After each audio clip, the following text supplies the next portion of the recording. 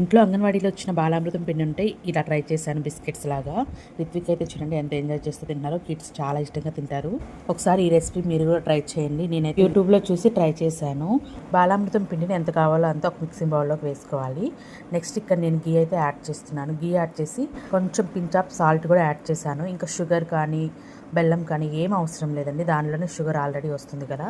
So మంచిగా తిప్పుకున్న తర్వాత ఎంత వాటర్ కావాలో అంత వాటర్ యాడ్ చేసుకొని చపాతీ పిండిలాగా కలుపుకోవాలి. పిండి ఎంత మంచిగా కలిపితే బిస్కెట్స్ అంత మంచిగా వస్తాయండి, అది మాత్రం గుర్తుపెట్టుకోండి. తర్వాత ఒక 10 to 15 minutes పక్కకు పెట్టాలి కలిపిన పిండిని. తర్వాత ఒకసారి కలుపుకొని చపాతీలాగా రోల్ చేసుకోవాలి. తర్వాత మీ దగ్గర ఏమైనా చిన్నది ఇలాంటి గిన్నె ఉంటే దాంతో బిస్కెట్స్ చేసుకోవచ్చు, లేదా మీకు నచ్చిన షేప్లో కట్ చేసుకొని మందంగా ఉన్న గిన్నెను ప్రీ హీట్ చేసి స్టాండ్ కానీ గిన్నె కానీ పెట్టుకొని దానిపైన ఈ ప్లేట్ పెట్టుకోవాలి. మీ దగ్గర డ్రై ఫ్రూట్స్ అవైలబుల్ ఉంటే చిన్నగా చాప్ చేసి పైన వేసుకోవాలి. గీ కూడా యాడ్ చేయాలండి ఖచ్చితంగా. మీడియం ఫ్లేమ్లో 30 to 40 minutes ఉంచితే సరిపోతుంది. ఇలా క్రిస్పీగా బిస్కెట్స్ అయితే రెడీ అవుతాయి. చాలా టేస్టీగా ఉన్నాయండి. ప్లేట్కి మాత్రం ఖచ్చితంగా గీ అప్లై చేసిన తర్వాత మాత్రం బిస్కెట్స్ వేసి ప్రీ హీట్ చేసిన ప్యాన్లో పెట్టుకోండి. చాలా అంటే చాలా టేస్టీగా ఉన్నాయి.